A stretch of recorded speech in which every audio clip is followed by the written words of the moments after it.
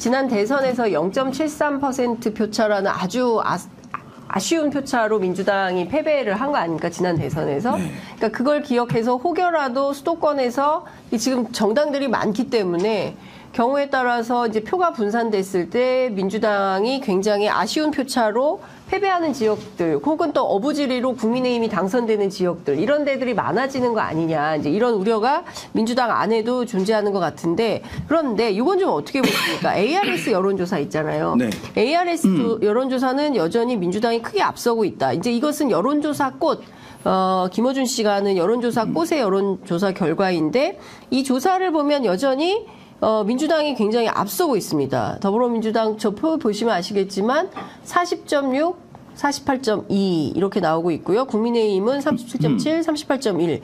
이건 좀 어떻게 봐야 될까요? 이제 ARS 조사 보게 되면은 네. 이제 전 과거를 돌아가 보면은 네. ARS 조사인 경우에는 불과 한 5년 전까지만 하더라도 거의 대부분의 조사는 보수 정당에 유리한 거예요. 선거에서도 보수 후보가 지지율이 높게 나오는 것이 ARS 조사 특성이었어요. 왜냐하면 네. ARS는 사실은 매우 정치적 관심 높은 분들이 이제 응답을 하게 돼 있어요.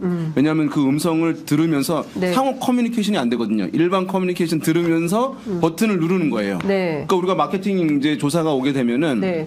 뭐 안보험 들으는데 관심 없으면 끊어버리잖아요. 네, 네. 진짜 관심 있는 분은 끝까지 듣는 거잖아요. 마찬가지로 이제 그런 현상인데 그런데 이게 최근에 보게 되면은 한 이제 5년 전부터 이게 민주당이 더 높은 조사 결과들이 많이 나왔어요. 그러니까 이 얘기는 보수층의 결집도가 좀 예전보다는 느슨해진 부분이 있었고 또는 진보 성향층도 결집도가 상당히 높아졌다라고 얘기할 수 있는 거예요. 예. 그 흐름들이 그러니까 과거에 비해서 정치 트렌드가 변하고 있다. 예. 그래서 진보 성향층의 결집도도 저는 이제 높아졌다고 네, 보는데 예. 쭉 이렇게 와서 ARS 조사에서도 민주당의 또 진보 정당의 지지율이 높게 나오는 현상들 상당히 이제 있었거든요. 그래서 지금도 이제 그 흐름 중에 있는 것인데 네. 그런데 다른 ARS 조사에서는 좀 다른 결과들을 보여주고 있어요. 뭐냐면 아까 맨 처음에 말씀하셨던 리얼미터 조사 결과 네. 동일하게 이제 ARS 방식이거든요. 예. 그 조사에서는 국민의힘의 정당 지지율이 더불어민주당 정당 지지율보다 높은 거예요. 그렇죠. 그렇죠. 근데 이제 지금 이 조사에서는 근데 리얼미터에서도 굉장히 민주당이 조사가 높다가 최근에 비슷해지거나 국민의힘이 다소 높은 현상들이 그렇죠. 나타난 거예요. 예. 거기도 이제 변화가 반영이 되는 측면들이 있죠. 보수층들이 공천 파동이 시작될 즈음이었다. 그렇죠, 맞습니다. 예. 그래서 저는 이제 꽃에서 상당히 사실은 이제 비용을 들여서 다양한 이제 지역들 전반적인 또 전화 면접 조사와 ARS 비교할 수 있는 지표가 나온다면 상당히 의미 있는 이제 시도라고 생각돼요. 네. 왜냐하면 조사 방식에 따른 차이들을 볼 수가 있고 또 이제 다른 지역들도 이제 조사를 해서 보는 것은 상당히 의미 있다고 보는데 약간 이제 다른 조사들과 좀 차이가 있는 부분들이 있으니까 네. 이게 약간 한번 점검이 좀 확인은 필요한 부분이 있다고 생각되는데 뭐냐면은 이제 이게 우리가 뭐 어떤 요인인지 몰라요. 조사 기관마다 우리가 하우스 이펙트라고 해서 어떤 방식들이 다를 수 있거든요. 네. 면접원들의 숙련도라든가 실제 하는 시스템의 차이에 의해선 다를 수 있고 그것을 우리가 기관 효과 하우스 이펙트라고 불러요. 미국의 조사 기관들도 보면은 이게 민주당 쪽에 가까운 조사 기관이냐 공화당에 가까운 것이냐 아니면 독립적인 인디펜던트냐 이제 구분을 해요.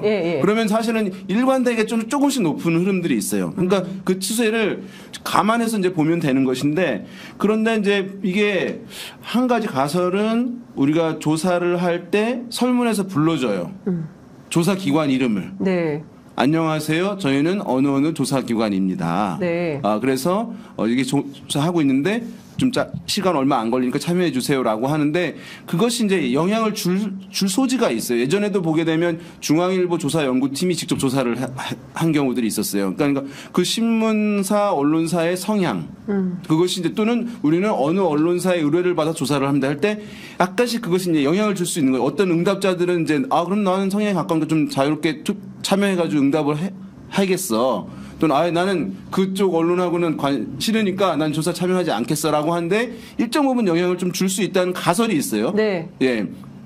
그래서 지금 만약에 이제 여론조사 꽃 굉장히 사실은 유명해진 것일 테니까 굉장히 또 호감을 가지고 있는 분들도 있고 네. 그러면 참여를 좀 더 할 수 있는 여지가 있지 않은가라는 생각이 들어요. 근데 이것은 아직 확실하진 않은데 네. 그래서 저는 이제 전화 면접 조사로 이걸 확인하긴 왜냐면 이제 응답 그 가이드를 알려줘야 되니까. 네. 근데 ARS 조사는 약간 비용이 적어요. 그러니까 사실은 제가 봤을 때는 이렇게 한번 해보는 건 어떤가 싶어요. 동일하게 ARS 조사 시스템을 하는데 네. 다른 조사기관의 일을 받아서 다른 조사기관입니다. 어디에 이제 만약에 여론조사 꽃이 아니라 불러주면서 나온 조사 결과를 한번 비교를 해보면 비용을 많이 들이지 않고 점검을 비교를 해볼 수 있을 것 같아요. 그 효과가 있는지 없는지. 네. 그래서 한번 저는 이제 약간 왜냐하면 조금씩 다른 조사기관들하고 차이가 있어서 네. 좀 필요하지 봐야 돼, 않나. 해볼 필요가 있다. 이런 네. 주장은 김준일 평론가 어떻게 보세요? 네. 야권 일각에서 지난 총선 때도 2달 전에 민주당은 뒤지고 있었다. 여론조사가. 그러니까 그렇지만 결과는 180석이라는 큰 쾌거가 있었다. 그렇기 때문에 지금의 여론조사 흐름은 별로 중요하지 않다. 그러니까 공천 시즌의 여론조사에 그렇게 영향받을 필요가 없다. 의미 없다. 이제 이런 주장. 이 주장은 어떻게 보세요? 예. 두 분 다 여론조사 전문가들에게. 저기 여론조사 꽃 얘기 제가 짧게 좀 하고 이제 네네, 넘어갈까요? 윤희용 그거 하고 바로 그거 질문 네네, 말씀드릴게요. 전 그 여론조사 굉장히 좀 많이 참고를 하는 편인데 네. 제가 오랫동안 이 여론조사를 보면서 조금 느꼈던 게 뭐가 있냐면은 네. 전국 지표조사 같은 경우에는 MBS 조사 이게 이제 국민의힘에 굉장히 잘 많이 나와요. 그러니까 유리하게 나온다, 잘 나온다, 네. 정당 지지율이나 이런 게 그래서 진보 진영에 계신 분들은 이제 보수 과표집 얘기를 하거든요.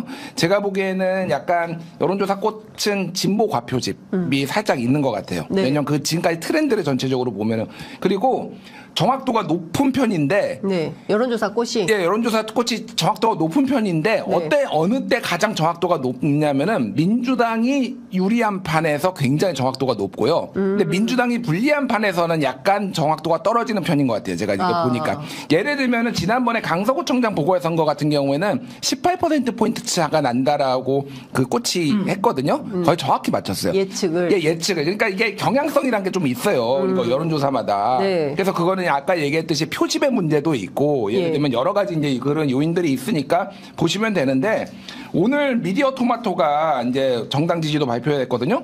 민주당 42.6, 국민의힘 40.0. 2.6%포인트 차이라면은 이거는 그러니까 오차 범위 내에서 그렇죠. 이렇게 있는데 아까 전에 그 ARS 여론조사 꽃 같은 경우에 10%포인트 차가 더 나거든요. 민주당이 그렇게 앞서거든요. 네. 다른 어떤 여론조사도 저 정도로 나오는 게 없어요. 지금 ARS에서 민주당이 10%포인트 저거는 그러면은 미디어 토마토도 ARS예요? 예, 미디어 토마토 ARS입니다. 네, 여기는. 그러니까 여기도 접전이고 아까 네. 리얼미터도 접전이고 다 오차 범위 내에서. 네. 근데 저것만 10%포인트 차가 난다라는 거는 저 조사가 튀고 있다라고 보시는 게 맞아요. 그러니까 어쨌든 저번에 지난주에도 말씀드렸지만은 메타 분석해 보면은 대충 나옵니다. 네. 다 합쳐 가지고 평균 내 보면은 예. 지금 어떤 트렌드인지 이제 뭐 예. 보시면 될 것 같고.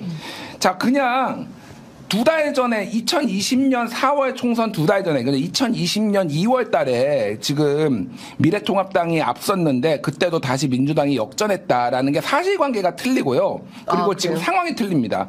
저거 지금 보시면 알겠지만은 저거 지금 더불어민주당이 파란색이고 네. 빨간색이 바른미래당이거든요. 지금 바른미래당? 10월 아니 미래통합당? 자유한국당. 저 때는 통합하기 전이고 12월 달인가 통합을 해가지고 예. 이제 저렇게 2월이었나? 통합이 2월이었나 보다. 네. 2월. 그러니까 어쨌든 뭐 자유한국당, 미래통합당인데 네. 보시면 알겠지만은 민주당이 많이 앞섭니다. 계속 앞서요. 그러니까 역전당한 적이 없어요. 저게 갤럽 조사잖아요. 네. 지금 제가 찾아봤어요. 지금 그래서 그럼 리얼미터 ARS 조사는 어땠느냐? 자, 그러면은 2020년 2월 첫째 주 민주당 40.2, 미래통합당 30.2. 2월 둘째 주 네. 민주당 39.9, 미래통합당 32. 그래서 역전된 적이 없어요. 기본적으로 사실관계가 틀립니다. 그러니까 사실관계가 그러니까 민주당이 뒤진 적이 없다. 뒤진 적이 없어요. 그러니까 그러니까. 2020년 4월 총선 앞두고 2020년 2월 달 여론조사 갤럽 조사를 실제 데이터를 까보면 갤럽도 그렇고 리얼미터도 그렇고 그렇고 민주당이 계속 민주당이 앞서요. 뒤진 적이 없다. 계속 앞선다. 물론 이렇게 좀 이렇게 추세선? 격차가 줄어들기도 해 미래통합당이 새로 출범을 하면서 그 네. 격차가 줄어들기도 했지만은 네. 그런 적이 없어요. 기본적으로 없는 거 하나가 있고 그때는 대통령 지지율이 네. 45에서 49 정도 나왔습니다. 문재인 대통령에 대해서 지지율이. 그래서 지지율이 상당히 높았기 때문에 그걸 받쳐준 거가 하나가 있고 네. 그때 선거랑 이번 선거랑 가장 다른 게 있습니다. 그때는 민주당이 여당이었고 지금은 야당이에요. 지금 예를 들면 윤석열 대통령이 지금 민생 탐방 토론회 지금 18번인가 했잖아요. 네. 다니면서 하고 있잖아요. 그러니까 여당은 정책적 수단을 쓸 게 많아요. 그러니까 그때도 그렇고 지금도 그렇고. 네. 근데 지금은 민주당은 정책적 네. 수단이란 거 쓸 방법이 없잖아요. 그러니까 정권 심판론에 오직 기대고 있는 거는 지금의 민주당이나 지난번에 미래통합당이나 마찬가지예요. 네. 근데 그걸 얼마나 더 정교하게 할 것이냐인데 지난번에 미래통합당이 망했던 결정적인 이유가 많이 근접하다가 망했던 이유가 네. 민주당 정부에서 문재인 정부에서 재난지원금 한다고 했을 때 막 난리가 났었거든요. 그렇죠. 이거는 매표행이다 막 그러면서 네, 했는데 사람들은 어쨌든 코로나 때문에 재난지원금을 원했어요. 맞아요. 근데 그거를 반대를 하면서 여기에서 완전히 폭망을 했습니다. 그러면서 이제 180대 103이 나온 거거든요. 사실은 재난지원금이 없었으면은 그 정도까지 저는 차이가 안 벌어졌을 거라고 보고 어쨌든 정책적 수단이 지금은 그때는 있었다라는 거고 지금 민주당은 없습니다. 그래서 굉장히 잘못된 판단이고요. 그때 2달 전에 지고 있는데 다시 뭐 그거랑 상관없다라고 주장하시는 뭐 김어준 씨가 뭐 그런 주장했다라고 하는데 이건 팩트가 안 맞고요. 잘못된 주장이고 지금은 정책적 수단이 없기 때문에 상당히 그 뭔가를 이렇게 확 뒤집거나 견인하기가 민주당 쉽지 않다 이렇게 봐야 될 것 같아요. 이게 아마도 이제 그 정당 지지율 이제 그런 흐름들이 있는데 네. 우리가 선거 때 이제 많이 인용해서 이제 말씀드리고 있는 조사들 중에 네. 선거 프레임에 대한 이제 조사가 있잖아요. 네, 선거 프레임에 대한 이제 호응도 네. 그 조사가 이제 그 당시에 2월에 이제 있었는데 한국갤럽 기준으로 본다면은 정부를 지원하기 위해서 여당이 다수 당선되는 게 좋다. 그다음에 정권 견제를 위해서 야당이 후보가 많이 당선되는 게 좋다. 이게 똑같이 물었어요. 두 가지를. 네. 근데 정부 지원론의 공감도 43%였고 네. 아까 정당 지지율 나왔던 그 네. 시기에 예. 정권 견제를 위해서 야당이 다수 당선되는 게 좋다. 그러니까 이때 정권은 문재인 정부 그렇죠. 예. 그리고 다수 야당은 이제 그 자유한국당 예. 미래통합당으로 바뀌는 45%. 그때도 요게 야당 이제 당선이 높았네요. 그 시기에 이제 있었던 거예요. 아. 그렇지만 이제 이게 그 시기를 지나면서는 사실 다시 정부 지원론이 많아진 거예요. 왜냐하면 네. 2월 지나면서 네. 2월 지나면서 코로나가 사실 한국에서 상당히 이제 확산이 됐던 네, 거잖아요. 네. 그러면서 이제 여러 가지 이제 커지는 문제들이 네, 있었던 것이거든요. 전혀 다른 국면이에요. 이제 코로나가 사실은 활성화됐다는 것은 전쟁이 난 상황과 마찬가지거든요. 전쟁이 났다고 쳐보세요. 아무리 이제 정권이 못한다 하더라도 그 정부에 대해 전폭적인 지지를 해야 해서 이 국난 극복해야 된다고 생각하는 기류가 높아질 수밖에 없는 것이거든요. 예, 그래서 사실 그때는 여당이 이런 좀 여야가 바뀐 상황이었고 이 코로나라고 하는 매우 특수한 상황이 있었고 네. 그래서 이제 요 지표가 이제 있었기 때문에 지금 그럼에도 불구하고 여당이 이기지 않았냐라고 하는 이제 근거로 활용될 수는 있을 것 같아요. 네. 그래서 이제 사실은 지금 민주당에서 이제 야당 쪽에서 하는 낙관론의 근거도 이제 이 기류인 거예요. 네. 정권 견제론 기류가 여전히 아직 높지 않냐. 근데 그때도 그러면 정권 견제론, 야당 심판론이 정권 심판론이 훨씬 높았던 거네요. 그 훨씬 시기에, 아니고 그 2% 시기에. 포인트가 높았네. 네. 그때만. 그렇지만 그렇게 높은 것도 아닌 아니긴 거예요. 하죠. 왜냐하면은 이게 이제 사실 저도 이제 많이 말씀드리는 게 야당은 프리미엄이 있다 선거에서 예. 대통령 임기 중간에 실시되는 선거에서 왜냐하면 실제로 이제 지금 민주당 지지율이 한 35% 얻잖아요. 그러면 나중에 득표율도 35%냐? 아니죠. 그거보다 높아 40%도 넘어갈 거예요. 네. 왜냐하면 그날 이루어지는 선거 투표 패턴을 보시게 되면 이제 정부 여당에 좋아하는 분들은 정부 여당을 찍는 거예요. 그런데 야당을 비록 지지하진 않지만 정부 여당이 그동안 일을 잘 못했기 때문에 내가 좀 혼내주고 싶어라고 하는 분들이 있거든요. 네. 그분들은 그날 야당이라고 하는 회초리를 드는 거거든요. 그러니까 야당은 실제 평소에 얻는 정당 지지율보다 더 높은 득표를 얻어요. 그러니까 사실은 되게 보면은 이렇게 가더라도 정당 지지율이 접전이라 하더라도 앞으로도 이 정권 심판 또는 정권 견제 기류가 높게 되면 야당이 좀 승리할 가능성이 높아지겠다라고 하는 것이 이제 얘기가 되는 것이죠. 그런데 이제 여기서 이것이 잘 형성이 되려면은 이제 작동이 되려면 표가 분산되는 게 적어야 되는 거예요. 근데 지금 같은 경우에는 지금 굉장히 미미하지만 네. 제3신당들의 제법 있는 것이거든요. 제법. 네. 개성이 각각 독특하게 네. 뭐 조국 신당도 있는 것이고 개혁 신당도 있는 것이고 예. 뭐 새로운 미래도 있고 예. 또 녹색 정의당도 있는 예. 거잖아요. 그러면 이 정권 심판 기류가 있는데 네. 야당의 정당 지지율이 있잖아요. 네. 그 차이가 있잖아요. 사실 이 차이도 한 15% 나다가 최근에 막 한 자릿수로 줄어들고 있는 상황이에요. 근데 그 기류가 제3신당들은 거기서 분산되는 거예요. 거기서. 그러니까 네. 야당이 그런 심판 기류를 온전하게 쓸어 담을 수 있느냐. 이것이 분산되느냐가 실제 선거 결과에서의 제1야당의 득표율에 영향을 주는 핵심적인 요인일 수밖에 없거든요. 네. 그러니까 지금 과거에는 사실 그런 정당들이 뭐 국민의당 때 있긴 있었습니다. 지금은 훨씬 더 많은 상황이니까 그러니까요. 지금 더 사실은 긴장이 좀 필요한 상황이 아닌가. 일종의 이제 민주당 입장에서는 위기 관리 대응이 필요한, 네. 그러니까 좀 사이클을 발동해야 되는 이런 수준이 된 거다. 이렇게 좀 봐야 되는 거다. 그러니까 이게 안온하게 우리 잘하고 있어. 이렇게 서로 뭐 문제 없어. 이게 아니라 실제로 위기 대응을 좀 준비해야 되는 상황이 된 거다. 이제 이런 말씀 주신 걸로 이해하겠습니다.